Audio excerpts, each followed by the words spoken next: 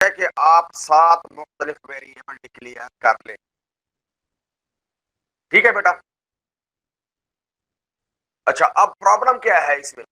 Declare करना कोई issue नहीं है, आप 7 वेरिएबल भी डिक्लेयर कर सकते हैं। अगर आपको क्या है 1 महीने का करें टेम्परेचर रिकॉर्ड, तो आप 30 वेरिएबल भी डिक्लेयर कर सकते हैं। अगर आपको कहा जाए कि 1 साल का टेम्परेचर रिकॉर्ड करें, तो आप 365 वेरिएबल भी डिक्लेयर कर सकते हैं, कोई इशू नहीं है। लेकिन प्रॉब्लम क्या आती है? प्रॉब्लम ये आती है उनकी मेंटेनेंस के ऊपर। आप उनको प्रोग्राम में किस तरह मेंटेन करेंगे, उनको इस्तेमाल किस तरह करेंगे, याद किस तरह करेंगे, क्योंकि डाटा तो एक ही है।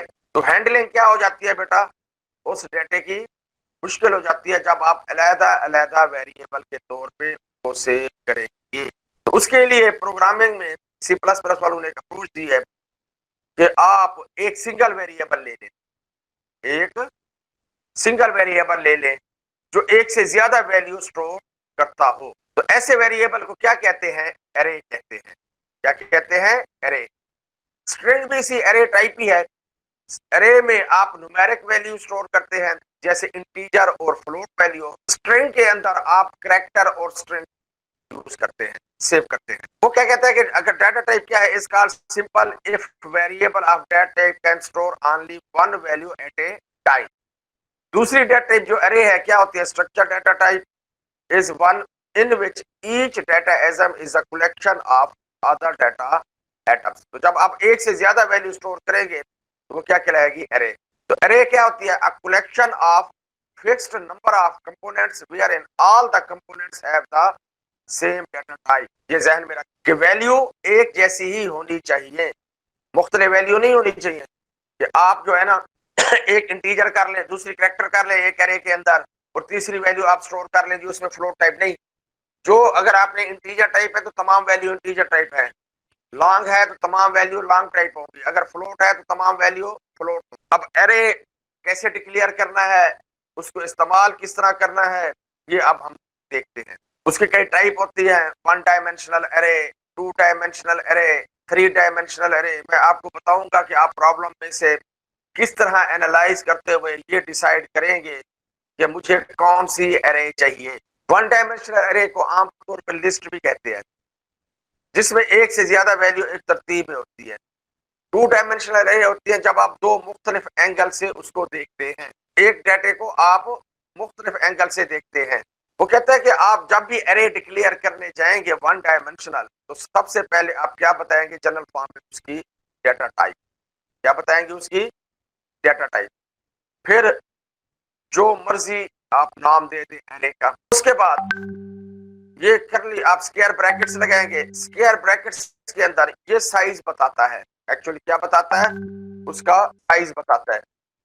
साइज का क्या मतलब होता है कि कितने एलिमेंट के लिए आपको चाहिए। आपको 10 वैल्यूज के लिए चाहिए, 20 के लिए चाहिए, 30 वैल्यूज, जितनी भी वैल्यू चाहिए ना, आप यहाँ पे साइज में मेंशन करेंगे। ये इशारे ज़हन में रखें, साइज हमेशा बोल्ड होता है, साइज कभी इशारिया में नहीं होगा, यानी कि 2.5 आप कह दें, नहीं, आपको कितनी वैल्यू चाहिए तो ये यहाँ पे साइज बताते हैं, 1 2 3 4 5 6 7 8 9 10, जितनी भी है। ठीक है बेटा। तो जनरल एक्सप्रेशन पता लग गया कि कैसे डिक्लेयर करते हैं? सबसे पहले डाटा टाइप, फिर उसका नाम, और फिर उसके बाद साइज। अच्छा, अब कैसे डिक्लेयर करेंगे? अब यहाँ पे देखिए, सबसे पहले क्या बताया उसने? Data type. फिर नाम क्या है जी उसका? एरे का नाम है। और यहाँ पे 5 क्या बता रहा है? 5 यानी कि उसके नंबर ऑफ एलिमेंट, कितने आप वैल्यूज में स्टोर करेंगे। एलिमेंट, हाँ बिल्कुल बेटा, वैल्यूज या एलिमेंट। लेंथ भी कह सकते हैं, बिल्कुल कह सकते हैं कि उसकी लेंथ 5 है। अच्छा, अब वैल्यू कैसे एक्सेस करेंगे? अगर 5 वैल्यूज है, जबकि नाम तो एक ही है। नाम क्या है? सबका नाम है। अब हमें कैसे पता लगेगा कि ये पहली वैल्यू है, ये दूसरी वैल्यू है, ये तीसरी वैल्यू है, या चौथी है, या पांचवी है? तो आप उसको उसके इंडेक्स से करेंगे, एक्सेस करेंगे। इंडेक्स क्या होगा? पहली वैल्यू का हमेशा 0 होता है। इसकी मैं लॉजिक समझाऊंगा कि 0 क्यों होता है पहली वैल्यू का इंडेक्स। देखिए ना, मैथमेटिक्स के अंदर आपने पढ़ा हुआ इंडेक्स 1 से स्टार्ट होते हैं, जबकि हम प्रोग्रामिंग में यहाँ कह रहे हैं कि पहला इंडेक्स 0 से है। ठीक है, तो अगली वैल्यू किस इंडेक्स पे पड़ी होगी? 1। फिर अगली वैल्यू 2 3 और 4। तो नेक्स्ट डायग्राम में देखिए, अगर आप तो यहाँ पे पहली वैल्यू, दूसरी, तीसरी, चौथी और पांचवी। हालांकि एड्रेसेस बेटा मुख्तलिफ होते हैं। देखिए ना, अगर इंटीजर है, इंटीजर 4 बाइट लेता है, तो आपके एड्रेस पहली वैल्यू का क्या होगा? फॉर एग्जाम्पल अगर 1000 है, समझे ये आपकी पहली वैल्यू पड़ी हुई है, 4 बाइट की एक वैल्यू है, तो मैं इधर लिखता हूँ एड्रेसेस, ये पहली बाइट का एड्रेस है। मैंने बताया था कि हर बाइट मेमोरी बना दी है सारी, तो मैंने पहले बताया था आपकी हर बाइट का एड्रेस क्या होता है बेटा? मुख्तलिफ होता है। बताया था नहीं बताया था? ये देखिए बेटा, पहली वैल्यू सपोज करें आपका ये एड्रेस है 1000, तो अगर 4 बाइट है तो अगली वैल्यू किस एड्रेस पे पड़ी होगी? 1004 पे, अगली वैल्यू 1008 पे, अगली वैल्यू 1012 के ऊपर, अगली वैल्यू 1060। यानी कि आपकी मेमोरी की हर बाइट का अलग अलग एड्रेस होता है। लेकिन इंडेक्स मैंने क्या कहा है? इंडेक्स सबका सेम होता है, इंडेक्स सबका। अब ये कौन सा इंडेक्स बनेगा? 0, ये वाला 1, ये 2, ये 3, ये 4। यहाँ पे देखिए इधर क्या है? इधर ये वाली चीज, ये बेटा आपके एड्रेस है मेमोरी के, इधर वो वैल्यू पड़ी हुई है और इधर इंडेक्स है। क्योंकि हमने इंटीजर लिया है तो हर वैल्यू कितने बाइट में जाएगी बेटा? 4 बाइट में। ठीक है, अब उससे अगली वैल्यू फिर अगले 4 बाइट्स में जाएगी, फिर उससे अगली वैल्यू फिर अगले 4 बाइट्स में जाएगी। अगर फ्लोट सॉरी शार्ट इंट है तो फिर 2 बाइट में, अगर फ्लोट है तो 4 बाइट में, डबल है तो हर वैल्यू 8 बाइट के डिफरेंस पे पड़ी हो। ये पॉइंट क्लियर हुआ नहीं हुआ? अब देखिए जीरो इंडेक्स कैसे एड्रेस को रेफर कर रहा है? 1000 को। 1 इंडेक्स किसको रेफर कर रहा है? 1004, अगली वैल्यू के एड्रेस को। 2 किसको रेफर कर रहा है? 1008 को। 3 किसको रेफर कर रहा है? 1012 को। तो इंडेक्स जो होता है ना बेटा, जो इस्तेमाल होता है वो आपके एरे की वैल्यू के, यानी कि आपके एरे की जो वैल्यू है उसके एड्रेस को कंप्यूट करने के लिए इस्तेमाल करते हैं। अब एड्रेस कैसे कंप्यूट होता है? तो एक चीज ध्यान में रखें कि मैं यहाँ पे फार्मूला लिख रहा हूँ, base address plus index into multiply by type, type का। अब यहाँ पे देखिए इससे कैसे आपका एड्रेस होता है। अच्छा, बेस एड्रेस क्या आएगा? आपका जो बेटा अरे का नाम होता है ना, ये जहन में रखें, जो अरे नेम होता है ना, इसके पास बेस एड्रेस होता है और इसे पॉइंटर कांस्टेंट कहते हैं। अरे नेम को क्या कहते हैं? Pointer constant. ये एक चीज आज नोट कर ले, पॉइंटर जब पढ़ूंगा फिर समझाऊंगा पॉइंटर कांस्टेंट क्या होते हैं। अरे name is a pointer constant, ये लाइन नोट करके अपने पास रख ले, जब पॉइंटर पढ़ूंगा फिर इसको मजीद एक्सप्लोर। पॉइंटर कांस्टेंट का क्या मतलब होता है? पॉइंटर के मतलब पास होते हैं एड्रेसेस, तो इसका मतलब है कि ये एड्रेस है, बेस एड्रेस। तो अरे नेम जो होता है ना, अब इसमें क्या है? नम है ना, तो बेस एड्रेस क्या बन गया? 1000। ठीक है बेटा, अब प्लस इंडेक्स पहला क्या है आपका, उसके बाद मल्टीप्लाई करते हैं type of data. Data type आपने क्या रखी थी इसमें बेटा? इंटीजर है। अब इंटीजर कितने बाइट लेता है बेटा? 4 बाइट लेता है ना, तो इसको 4 बाइट से मल्टीप्लाई कर दे, इससे आपका देखिए पहला एड्रेस जनरेट हो आ गया 1000। अच्छा, अब मैं इसी में तब्दीली करता हूँ, 0 के बजाय अब क्या देता हूँ? अगला इंडेक्स कौन सा होगा? 1। तो 1 से देखिए कौन सा एड्रेस आ रहा है? 1004 आ रहा है ये वाला। अच्छा, अब मैं देता हूं यहाँ पे 2, कौन सा एड्रेस आ रहा है बेटा? देखिए 108। तो इंडेक्स का ताल्लुक बेटा किसके साथ है? एड्रेस कंप्यूटेशन के साथ है, अरे नेम और इंडेक्स का। देखिए अगर यहाँ हम 1 से स्टार्ट करते तो कौन सा एड्रेस आता बेटा पहले हमेशा? अगर हम यहाँ इंडेक्स 0 के बजाय 1 से स्टार्ट करते तो 1 से कौन सा एड्रेस आता है? 1004, यानी कि ये वाला एड्रेस आता है। आपकी ये वाली 4 बाइट्स हमेशा इस्तेमाल ना हो सकते। लेकिन आपके पास पहला एड्रेस कौन सा है? अरे के पास 1000 है ना, लेकिन आप जब इंडेक्स 1 से स्टार्ट करते हैं तो वैल्यू किस एड्रेस में स्टोर होती है बेटा? 1004 के ऊपर। तो ये वाली जो 4 बाइट है ये कभी भी आप इस्तेमाल ना कर सकते।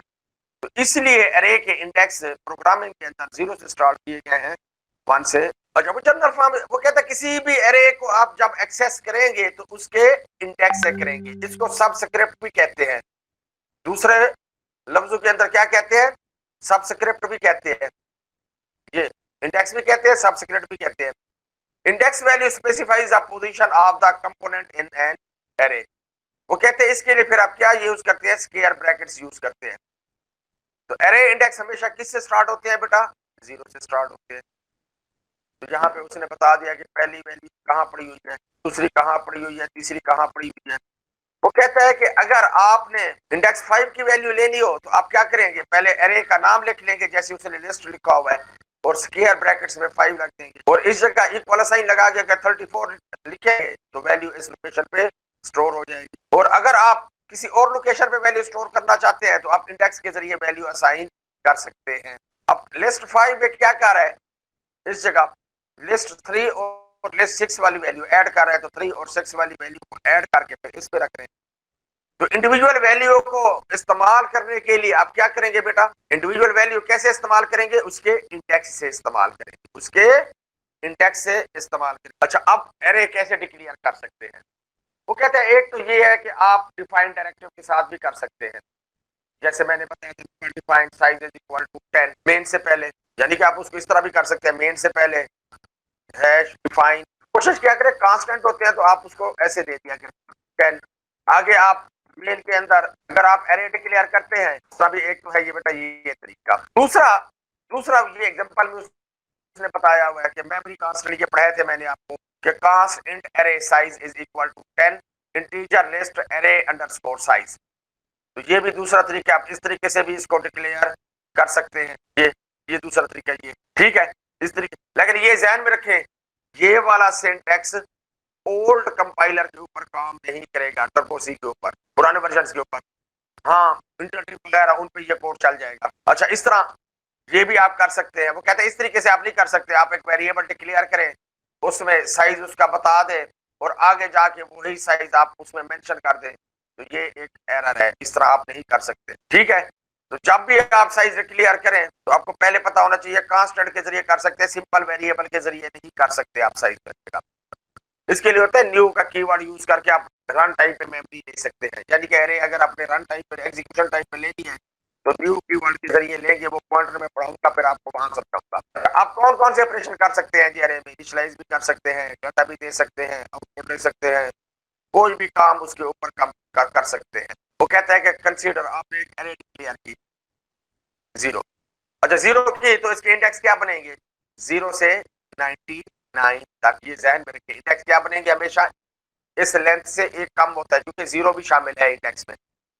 तो अब हम 100 मुख्तलिफ वैल्यूज कैसे लेंगे, एक तो ये है कि आप सी एन 100 दफा स्टेटमेंट लिखिए, दूसरा मैंने क्या बताया था कि आप लूप के जरिए भी ये काम कर सकते हैं कि आप एक लूप चलाएं i is equal to 0, i is less than 100, यहाँ इक्वल नहीं लगाएंगे, क्यों, ये लूप कितनी दफा चलेगी, पहले आई की 0 वैल्यू के ऊपर 0 is less than 100 condition true body में आ जाएगी, फिर आएगा आई की वैल्यू अगली इटरेशन में जब एक इंक्रीमेंट करके आएंगे वापस तो फिर आई की वैल्यू क्या हो जाएगी 1, 1 is less than 100 condition true, दूसरी दफा आ गया, फिर आई में इंक्रीमेंट होगा आई की वैल्यू 2 हो जाएगी, 2 इज लेस देन 100 ट्रू, ठीक है ना। इसी तरह चलते चलते 99 तक ये कंडीशन क्या रहेगी, ट्रू रहेगी ना, 99 इज लेस देन 100, जब फिर दोबारा इंक्रीमेंट करेंगे तो आई की वैल्यू क्या हो जाएगी 99 से 100 हो जाएगी, 100 से फिर क्या होगा 100 इज लेस देन 100, तो कंडीशन क्या है ये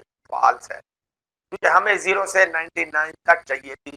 इसके लिए बेहतर क्या है कि जब आप मल्टीपल प्रोसेसिंग करें एरे के ऊपर, जब भी कोई काम करना हो तो आप लूप का इस्तेमाल करें, कि आप एरे की मुख्तलिफ वैल्यू को एक्सेस करने के लिए इस्तेमाल करने के लिए क्या करेंगे बेटा, लूप का इस्तेमाल करेंगे। वो कहते हैं अगर आपने एरे में वैल्यू इनिशियलाइज करनी हो बजाय इसके कि ये स्टेटमेंट आप 100 दफा लिखे, कैसे, आप इसको इस तरह भी लिख सकते हैं, एक तो है ये तरीका बेटा लिस्ट आप पहला इंडेक्स 0 दे दें, फिर अगली दफा, अब देखिए इस तरह आपको कितनी स्टेटमेंट लिखनी पड़ेगी, 100 स्टेटमेंट लिखनी पड़ेगी नहीं लिखनी पड़ेगी, ये तो 100 साइज है, अगर साइज बहुत ज्यादा होता तो फिर, हाँ जी, फिर अगर साइज ज्यादा होता फिर इससे ज्यादा स्टेटमेंट लिखनी पड़ेगी। वो कहता है इसका फिर बेहतर हाल ये कि आप इसको लूप के जरिए आप जो है इसको इस्तेमाल करें, आप एक लूप लगा लें सी एन आई 0 से आखिरी इंडेक्स 99 तो होगा, कहाँ से स्टार्ट होता है 0 से पहले इंडेक्स स्टार्ट होता है, इनिशियलाइजेशन 0 से करेंगे आप cin array of list right, तो ये लूप कितने दफा चलेगी बेटा 100 दफा चलेगी और तमाम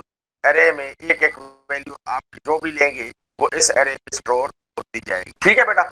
इसी तरह आप एरे मैंने कहा कि कोई भी आप डेटा टाइप ले सकते हैं, जैसे डबल लिया हुआ sales and integer index largest smallest value, तो वो क्या कर रहा है, पहले इंडेक्स 0 से 10 तक 0, सेल्स इंडेक्स 0.00, पहले तमाम में क्या रख रहा है, वो 0 रख रहा है, इनिशियलाइज कर रहा है। एक चीज ध्यान में रखिए, अगर आप इनिशियलाइज नहीं करेंगे ना तो गार्बेज वैल्यू पड़ी होती है। अच्छा, 0 से लेस देन 10 आगे वैल्यू ले रहा है, तो अगर वैल्यू शो करनी हो तो कैसे करेगा, आप सी आउट कर लें, उसी तरह लूप चला के तो तमाम वैल्यू शो भी हो जाएगी, आपको आउटपुट भी नजर आएगी। तो इसी तरह अगर सम लेना हो तो आप एक एक वैल्यू एरे से रीड करते जाए और उसको सम में ऐड करते जाए। पहली दफा सम में क्या रखा हुआ है, 0, 0 प्लस पहले पहली वैल्यू ऐड होगी, फिर दूसरी होगी, फिर तीसरी होगी, फिर चौथी, पांचवी, छठी, तो तमाम वैल्यू ऐड होकर किस में स्टोर होती जा रही है, सम में। और आप बाहर निकाल के अगर एवरेज लेना चाहते हैं तो उसको 10 से डिवाइड कर देंगे तो आपको एवरेज मिल जाएगी। ठीक है। अच्छा, आप पहले इनिशियलाइज अज्यूम कर लेते हैं कि सबसे बड़ी वैल्यू 0 के ऊपर पड़ी हुई है, किस इंडेक्स पे पड़ी हुई है, पहली पहली वैल्यू पड़ी है, तो आगे फिर लूप आप किससे चलानी पड़ेगी। अब यहाँ पे ध्यान में रखें, क्योंकि पहली वैल्यू आपने ये अज्यूम कर लिया सबसे बड़ी है, तो अब यहाँ पे किस लूप कहाँ से चला रहा है बेटा, 1 से लेके 10 तक, और उस पहली बड़ी वैल्यू को कंपेयर कर रहा है बाकी वैल्यूज के साथ। देखिए, ये इंडेक्स लूप वाला वेरिएबल उसने इस एग्जांपल में यूज किया है सेल इंडेक्स के अंदर। तो 1 के ऊपर जो वैल्यू पड़ी हुई है वो पहले 0 वाली वैल्यू के साथ कंपेयर हो रही है। अगर ये छोटी है और ये वाली वैल्यू बड़ी है तो वो इंडेक्स अब कौन सा दे रहा है, ये वाला मैक्सिमम इंडेक्स को दे रहा है। तो इसी तरह वो कंपेयर करता जाएगा। जब आप लूप से बाहर निकलेंगे तो मैक्सिमम इंडेक्स के पास सबसे बड़ी वैल्यू का इंडेक्स होगा, आप उससे वैल्यू उठा के लार्जेस्ट को देते हैं लूप से बाहर निकल के। तो ये मल्टीपल टास्क है जो आप देख सकते हैं। मकसद सिर्फ ये है कि आप इंडेक्स डिक्लेयर कैसे किया जाता है।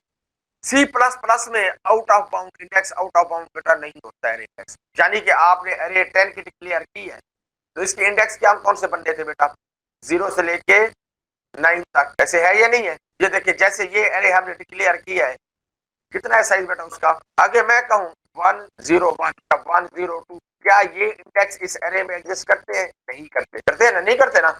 लेकिन सी प्लस प्लस यहाँ पे आपको किसी किस्म का कोई एरर नहीं देगा, ये इसका ड्रॉबैक।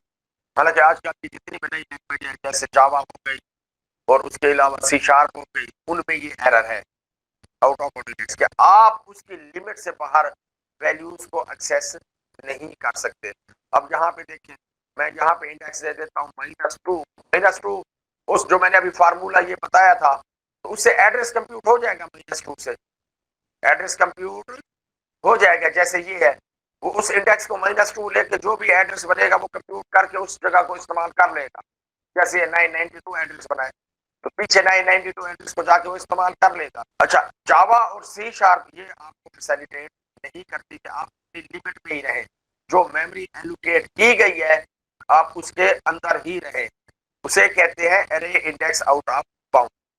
तो सी के प्लस प्लस के अंदर ये चीज नहीं है, आप उसकी बाउंड लिमिट से बाहर भी इंडेक्स इस्तेमाल कर सकते हैं, लेकिन ये एक अच्छी लॉजिक नहीं होती। ये प्रोग्रामर की रिस्पॉन्सिबिलिटी होती है कि वो जब भी एरे बनाए उसको यूज करे तो उसकी लिमिट के अंदर ही रहे। क्लियर हो गया पड़ेगी। There is no guard against indices that are out of bound. C++ does not check if the index value is within range. ये बाउंड चेक नहीं करता।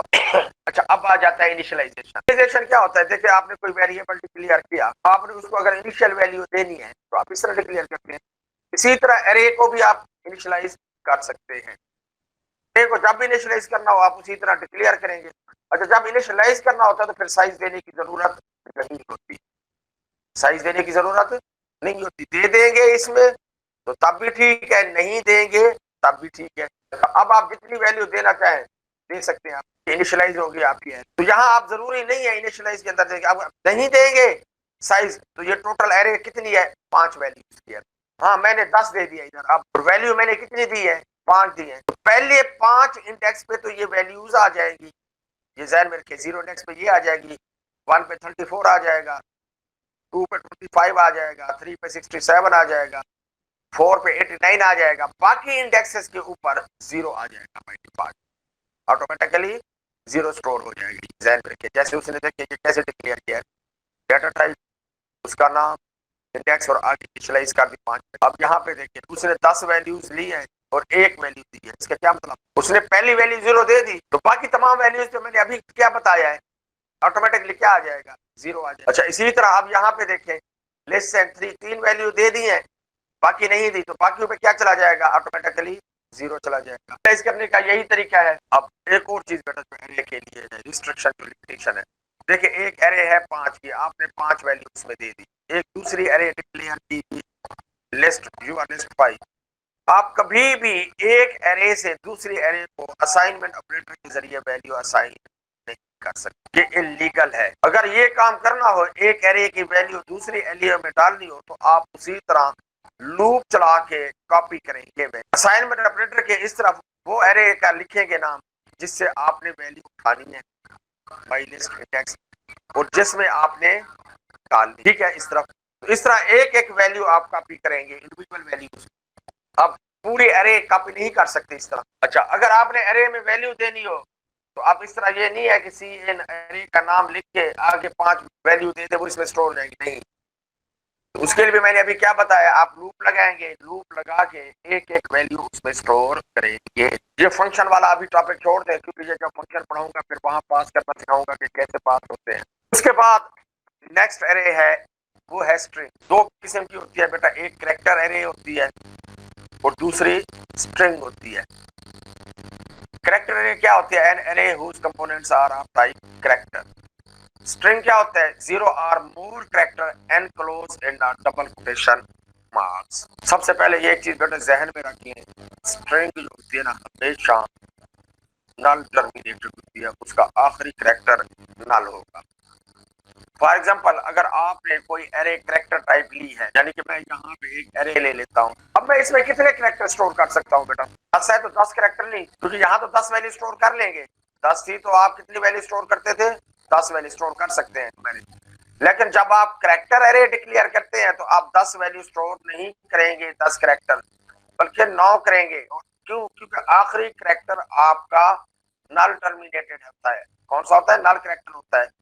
अच्छा आप 10 कैरेक्टर दे भी देंगे ना तो तब भी स्टोर नहीं करेगा आपका प्रोग्राम, वो पहले 9 कैरेक्टर स्टोर कर लेगा, 10वां कैरेक्टर जो है ना ऑटोमेटिकली ये नल कैरेक्टर रख देगा।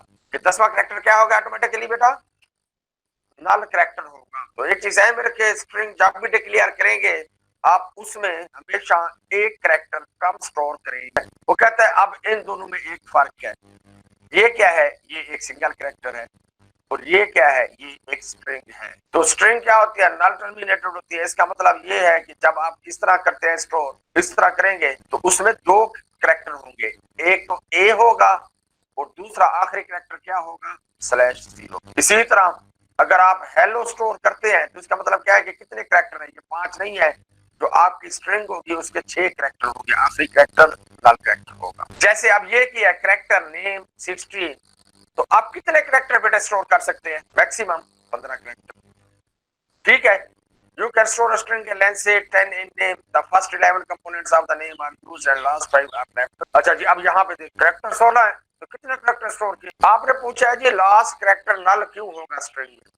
देखिए बेटा कोई भी वैल्यू हो, चाहे स्ट्रिंग हो चाहे क्या हो, आपके नंबर्स हो, सारे बाइनरी में पड़े होते हैं, नहीं पड़े होते 0-1 की फॉर्म में। अच्छा स्ट्रिंग में जब आप स्टोर करते हैं तो ASCII कोड स्टोर करते हैं, क्या करते हैं बेटा, बेसिकली हम ASCII कोड स्टोर करते हैं।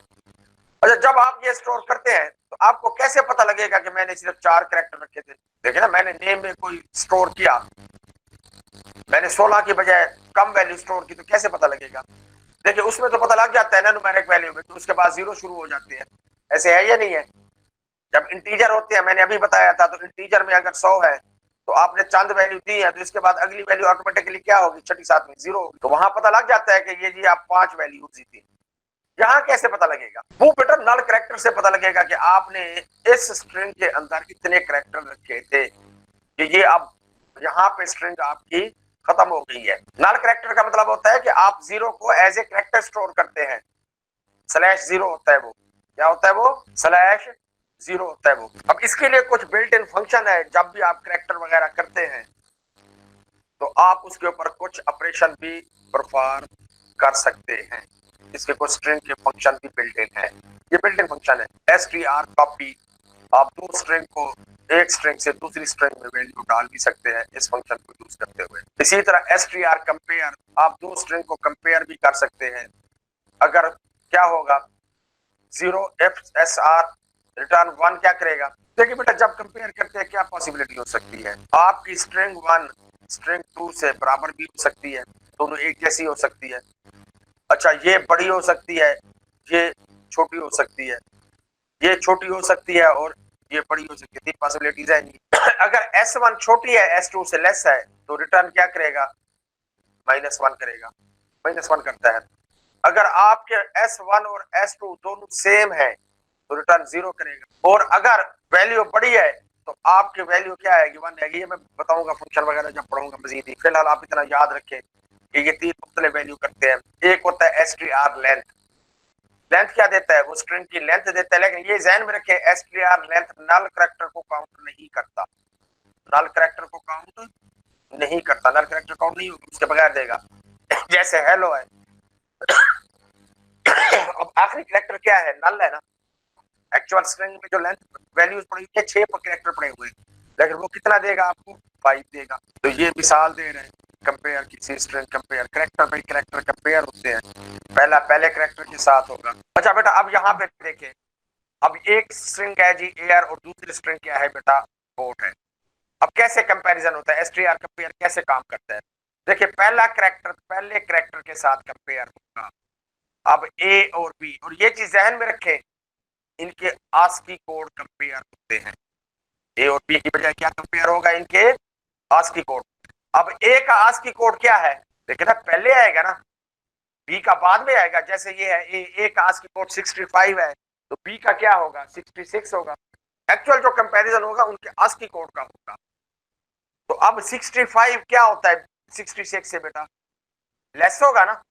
इसलिए ये स्ट्रिंग क्या हो गई, क्योंकि पहला करैक्टर ही लेस हो गया है, तो इसका मतलब क्या है कि स्ट्रिंग क्या है, लेस है, स्मॉलर है या बड़ी है। ये वन पहली स्ट्रिंग है, ये क्या होगी बेटा, इससे स्मॉलर होगी। हालांकि देखा जाए तो इसके 4 करैक्टर है, इसके 3 करैक्टर है, लेकिन ये स्मॉलर है, ये वाली स्ट्रिंग स्मॉलर है। आप इनके करैक्टर्स की लेंथ के ऊपर नहीं इसको कंपेयर करेंगे, यानी कि ये 3 है ये 4 है, ये बात समझ आई नहीं है। जैसे अगले एग्जांपल में यहाँ 3 है ये 4 है, तो ये स्मॉलर ये एन नहीं होगी, बल्कि ए से कंपैरिजन होगा, दोनों बराबर हैं, फिर अगला करैक्टर कंपैरिजन होगा। अब आई का ASCII कोड स्मॉलर है किससे बेटा, एन से। तो इसका मतलब ये है कि ये वाली स्ट्रिंग स्मॉलर है, ये वाली स्ट्रिंग स्मॉलर है।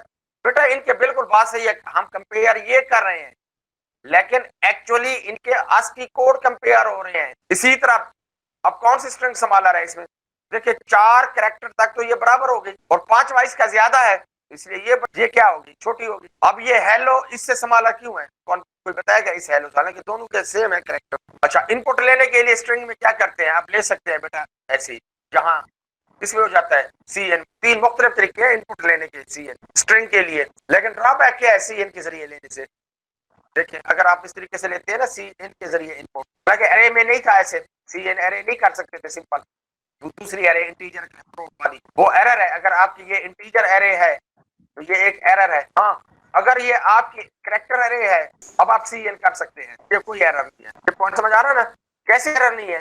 फॉर एग्जांपल अगर मैं यहाँ पे देता हूँ, जब इनपुट होगी बेटा, सपोज करें मैंने दे दिया है, ड्रॉबैक इसका क्या है, मैंने दे दिया अपना नाम जैसे मुनव्वर, आगे एक स्पेस फिर एम। ये ध्यान में रखें CN अगर आप इस तरह इनपुट करेंगे तो आपकी क्या होगा बेटा, सिर्फ आपकी पहली स्पेस से पहले पहले जितने भी करैक्टर हैं वो स्टोर। अब उसके बाद चूंकि आर के बाद स्पेस थी, मैंने अहमद स्क्रीन पे टाइप किया है, लेकिन वो स्टोर नहीं आएगा।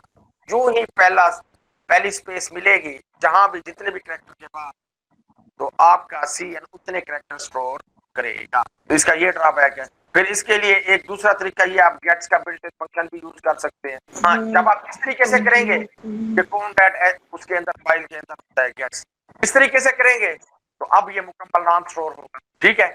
जो ही जब तक आप एंटर की प्रेस नहीं करते, यानी कि